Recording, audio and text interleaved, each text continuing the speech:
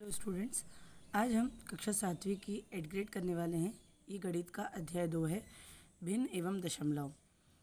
इसको हम थोड़ा सा समझ लेते हैं। जैसे कि यहाँ पे आपके प्रश्न दे रखे हैं। इस प्रश्न को हम सबसे पहले समझने की कोशिश करेंगे। हमें दे रखा है 1/4 में क्या जोड़ना है, हमें 2/4 को जोड़कर लिखना है। तो छायांकित भाग से हम समझ लेते हैं। जैसे 4 भाग करने थे इस बक्से के, तो 1 2 3 4 भाग हैं। उसमें से एक हमें छायांकित करना था, तो हमने इसे एक को छायांकित यहाँ पे करके दे रखा है। अगला देख लेते हैं। 4 में से 2 भागों को छायांकित करना था, तो 1 2 3 4 भाग में से हमने 2 को छायांकित कर दिया है। अब इन्हें गिन लेंगे, 1 2 और 3 भाग छायांकित हैं और बक्से कितने थे, 4 4। तो हमने यहाँ पे 1 2 3 4 बक्से में से 3 को छायांकित कर दिया। इस प्रकार इनको जोड़ के बताया गया है। अगला वाला देख लेते हैं। जब अलग अलग आ जाएंगे, आप हमेशा याद रखिएगा, ऊपर वाली संख्या को हम क्या कहते हैं, इनको हम अंश कहते हैं और नीचे वाले को हर बोलते हैं। जब तक ये हर समान नहीं होंगे तब तक हम इस अंश को नहीं जोड़ सकते, है ना। इनको हमेशा लघुत्तम लेके करें या छायांकित भाग से करें, कैसे भी करें, आपको करना तो पड़ेगा। तो यहाँ पर इन्होंने हल करके दिखाया। हम आगे का प्रश्न हल करेंगे। जैसे इन्होंने 6 लघुत्तम आया, तो 6 भाग में से 3 छायांकित करें। तो 1 2 3 4 5 6, 6 में से 3 को क्या कर दिया, छायांकित कर दिया। ऐसे ही इधर 6 में से 2 को छायांकित कर दिया। अब आप इजीली बता सकते हैं कि उत्तर क्या आने वाला है हमारे पास। हर में तो 6 आ जाएगा और अंश में क्या आ जाएगा, 1 2 3 4 5 आ जाएगा। तो ये देखिए 5 भाग मैंने 6 में से छायांकित कर दिए और 6 भागों में से 5 भागों को मैंने क्या कर दिया, छायांकित करा है। अब इस तरीके से अगला प्रश्न देखते हैं। रिक्त स्थानों में जोड़ या घटाने का उपयुक्त चिन्ह लगाइए। आप मुझे बता सकते हैं ना। देखिए 6 गोले में से 2 भरे हुए हैं, इधर 6 गोले में से कितने भरे हुए हैं, 3 गोले भरे हुए हैं। और यहाँ हम देखते हैं कि 6 में से 5 भर गए, यानी कि कहीं ना कहीं इन्हें क्या करा गया होगा, जोड़ा गया होगा। तो हमने यहाँ पे जोड़ का चिन्ह लगा दिया, ठीक है ना। अब अगला वाला देख लेते हैं। रिक्त स्थानों में उचित भिन्न को लिखिए। 7/10 में हम ऐसा क्या जोड़ेंगे तो 8/10 आ जाए। तो मुझे पता है इसका अगर हर 10 होगा तो यहाँ पे 10 का 10 आ गया और ऊपर क्या लाऊं मैं, 1 लेके आ सकती हूँ। तो 7 और 1 कितना हो जाएगा, 8। इस प्रकार से हम और भी इसके प्रश्न को देखते हैं। ये देखिए अगला मुझे दे रखा है दशमलव का मान कैसे हम ज्ञात करते हैं। देखिए दशमलव का ऐसे भी करके कर सकते हैं। अगर दशमलव के बाद एक संख्या है तो हमने बट्टे में 10 लिख देंगे, 2 होती तो 100 लिख देते, 3 होती तो 1000 लिख देते, है ना। इसको अगर आपको समझ में नहीं आता तो इससे भी ज़्यादा अच्छा तरीका है। जैसे मैं यहाँ आपको समझाने की कोशिश करूँ। अगर मैंने लिखा है 2 गुणित दशमलव का 3, अब मुझे इसका गुणा करना है और मैं भूल जाती हूँ हर बार कि मुझे कितने संख्या के पहले शून्य लगाना है। तो सीधे सीधे पहले गुणा कर लेंगे। 2 तिया कितना होता है, 6। कितनी संख्या है दशमलव के बाद, एक ही है और एक ही है। तो हम यहाँ पे क्या कर देंगे, 2 संख्या के पहले यहाँ पे दशमलव लगा देंगे, ठीक है। अगर इसको दूसरे इस तरीके से समझने की कोशिश करें तो 2.10 गुणित 3/10। तो 2 तिया कितना होता है, 6/10 का गुणा 10 में करेंगे तो 100 आ जाएगा। 2 शून्य नीचे आ रहे हैं तो 2 संख्या के पहले यहाँ पे क्या लगता है, दशमलव लग जाता है। अब हम रिक्त स्थानों की पूर्ति बहुविकल्प प्रश्नों को देख लेते हैं। सबसे पहला प्रश्न है, निम्न में से कौन सा भिन्न अपने सरलतम रूप में नहीं है, यानी कि इनमें से ऐसा कौन सा भिन्न है जिसे हम और छोटा यानी कि और भाग नहीं दे सकते हैं। तो आप देखिए इसको हम दे सकते हैं क्या, ये तो अपने सरलतम रूप में लिखा है, इसे हम नहीं दे सकते।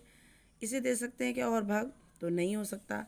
27 और 28 को भी हम और भाग नहीं दे सकते, लेकिन 15 और 20 को हम भाग और दे सकते हैं। 5 के पहाड़े में दोनों आते हैं तो 3/4 हमें प्राप्त हो सकता है, इसलिए बी वाला ऑप्शन सही हो जाएगा।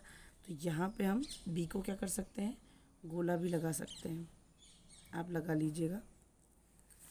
अगला देख लीजिए, निम्न में से कौन सी आकृति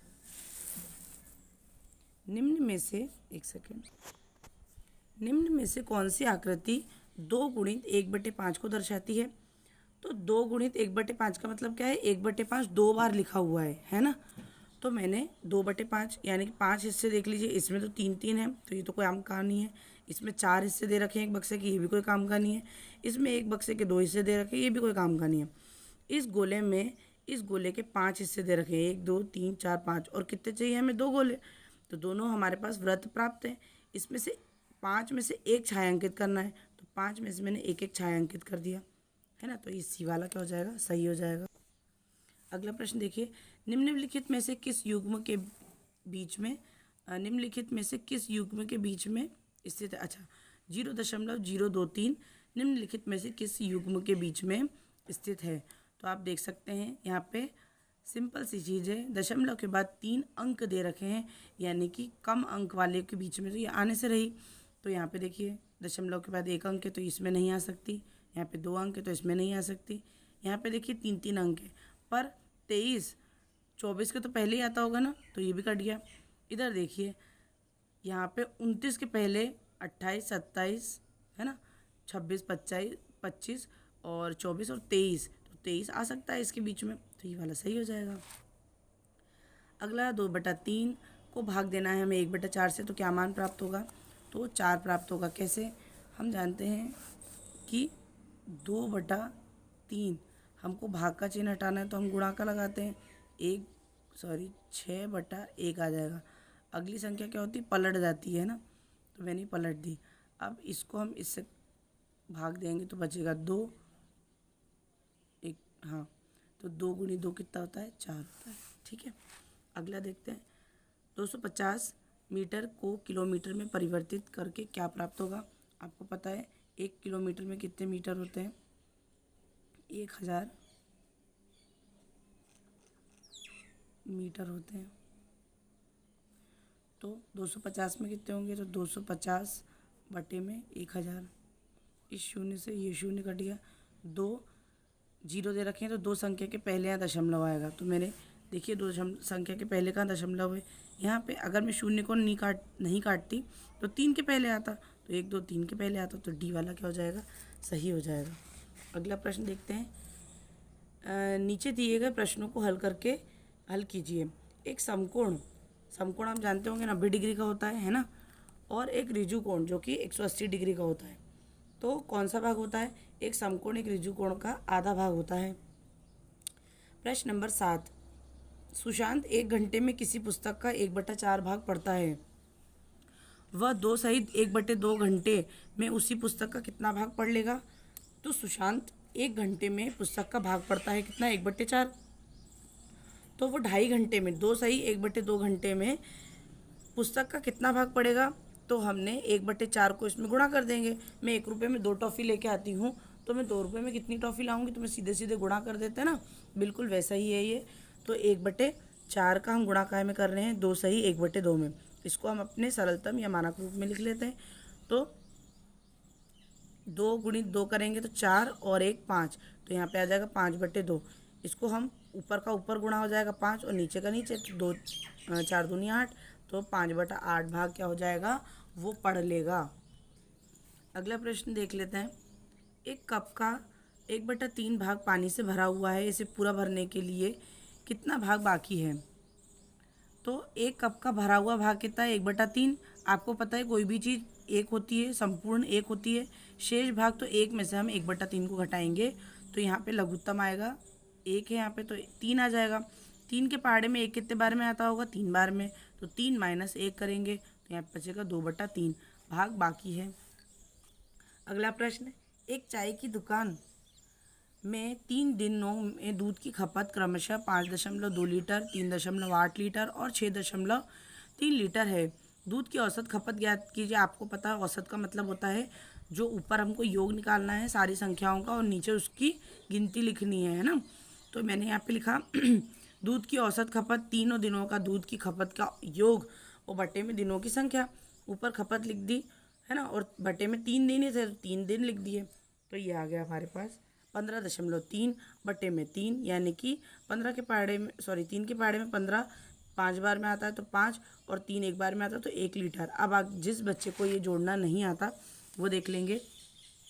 सबसे पहले यहाँ पे देखते हैं हम, तो 5.2, इसी के जस्ट नीचे में यहाँ पे लिखूँगी 3.8। एक चीज़ समझ रहे हैं ना, दशमलव के नीचे दशमलव उतारना है। मैं एक और यहाँ उतार लेती हूँ। इसके इस तरफ लिखा है 3, इस तरफ लिखा है क्या 6, और इस तरफ लिखा है 3, है ना। अब इनको जोड़ेंगे, 8 9 10 11 12 13, तो 3 इधर, 1 यहाँ पे, 6 और 6 12 13 14 15, तो यहाँ पे आ जाएगा 15, और दशमलव जैसा चल रहा था वैसे का वैसा हमने यहाँ उतार देंगे, तो ये 15.3 हमारे पास प्राप्त हुआ। लीटर लगाना मत भूलिएगा। अगला प्रश्न देखते हैं, प्रश्न नंबर 10। एक कमरे के फर्श की लंबाई 4.8 मीटर और चौड़ाई 4.2 मीटर है। इसे क्रमशः इस फर्श का क्षेत्रफल ज्ञात कीजिए। फर्श का क्षेत्रफल हम जानते हैं लंबाई गुणी चौड़ाई होता है, तो लंबाई की जगह पे मैंने 4.8 मीटर लिख दिया और चौड़ाई की जगह पे 4.2 मीटर लिख दिया। इन दोनों को गुणा करेंगे तो आएगा 20.6 वर्ग मीटर। अब जिसको गुणा करना नहीं आता वो देख लेंगे।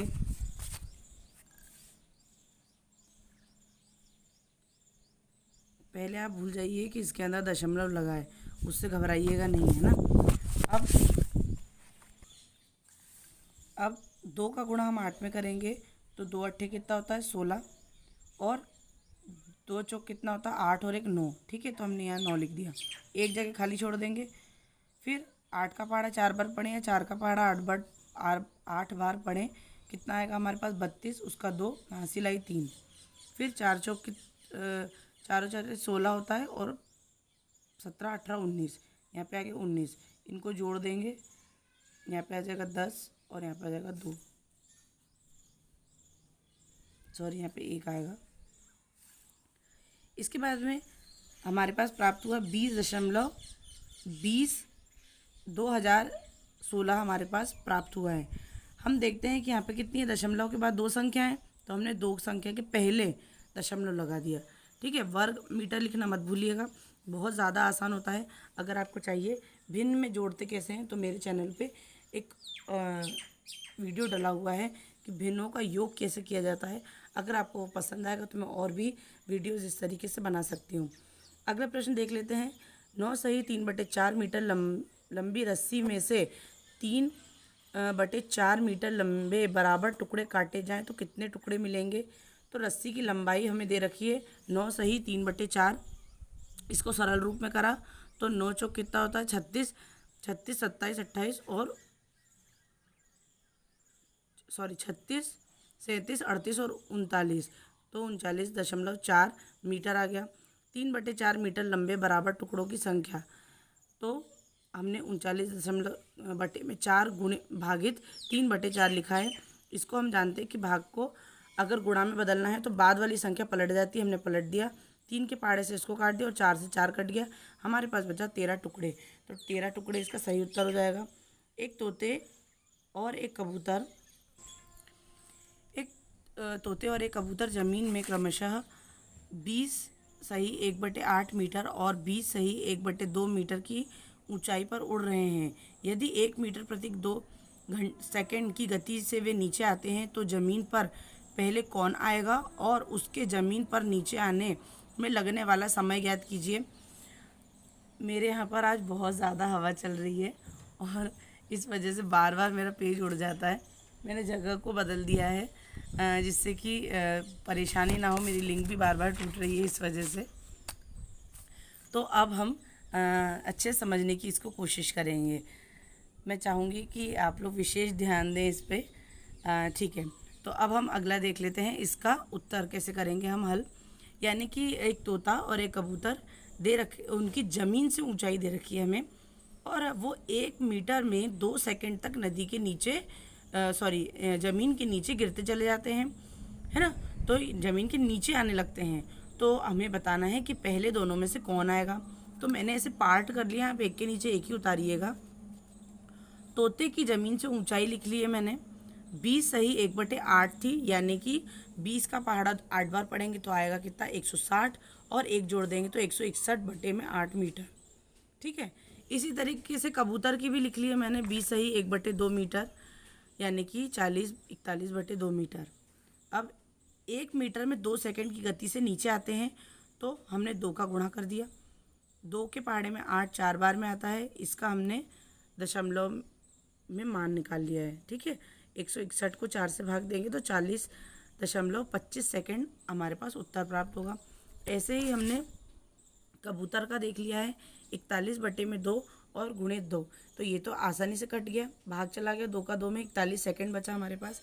अब आप खुद देखिए, 40 कम है और 41 कैसा है, ज़्यादा, यानी कि जिसको कम समय लगेगा वो पहले नीचे आ जाएगा, तो तोता पहले आएगा। इसे 40 मिनट 25 सेकेंड ही लगने वाले हैं। ठीक है, अगला प्रश्न देखते हैं। ये आप लोगों को अपने अनुसार ही करना है। वैसे मेरी क्लास में जितने बच्चे आते हैं या फिर जितने बच्चे हैं मेरी कक्षा में, उतने मैंने लिखे, उस हिसाब से मैंने किया है। आप चाहें तो कम या ज़्यादा भी कर सकते हैं, जितने आपकी कक्षा में होंगे उतने करेंगे। आपकी मैडम भी करवा सकती हैं ये चीज़ें, या फिर सर भी करवाएंगे, तो उसमें से देख के कर लीजिएगा। अपनी कक्षा में लड़के और लड़कियों की संख्या का पता लगाइए और बताइए। लड़कों की संख्या कुल बच्चों की संख्या का कितना भाग है, लड़कों की संख्या कुल बच्चों का कितना भाग है, और दोनों का भिन्नों का योग भी बताना है कि वो एक आएगा या नहीं, सत्यापित करना है। तो मेरी कक्षा में 40 बच्चे हैं, जिसमें 10 लड़कियां और 30 लड़के हैं।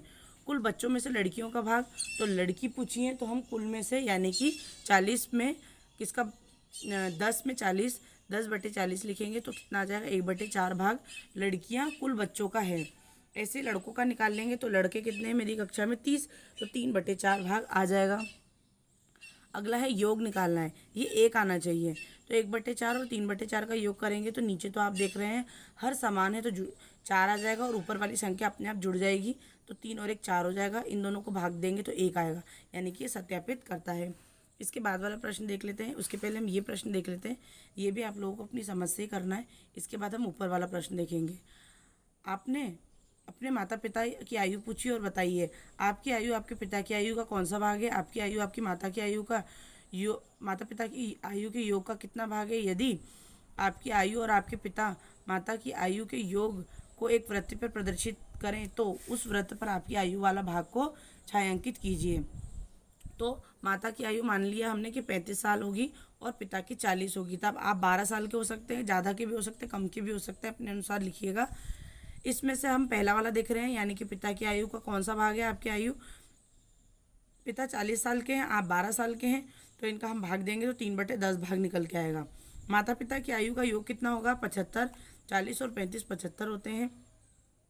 आपकी आयु का कितना भाग होगा माता पिता की आयु के योग का, तो 12 और बटे में 75 लिखेंगे, इनको भाग देंगे। ये दोनों 3 के पहाड़े में आते हैं, तो हमने 3 के पहाड़े से इसको भाग दिया, तो कितना आया हमारे पास, 4.25 वर्ष।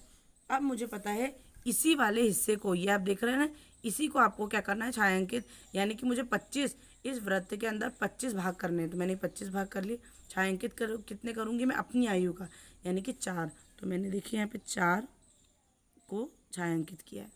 अब इस पार्ट का ये अंतिम प्रश्न हम और देख लेते हैं। इसे समझना होगा आपको, बहुत ज़्यादा आसान है, पर एक बार समझ लेंगे तो बहुत सरल लगेगा।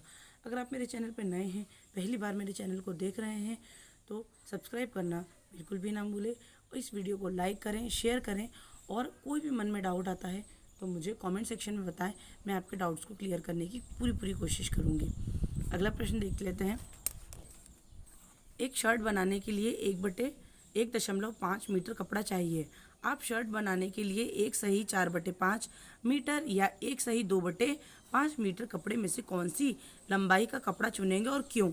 उपयोग के बाद कितना कपड़ा शेष बचेगा?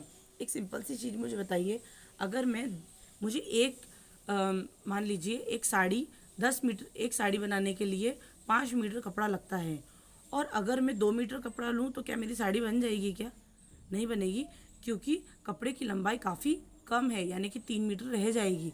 तो इसलिए हमें सिर्फ यही चेक करना है कि किस कपड़े की लंबाई उपयुक्त है, यानी कि ज़्यादा है, 1/5 से ज़्यादा है, वो कपड़ा हम क्या करेंगे, प्रयोग में ला लेंगे।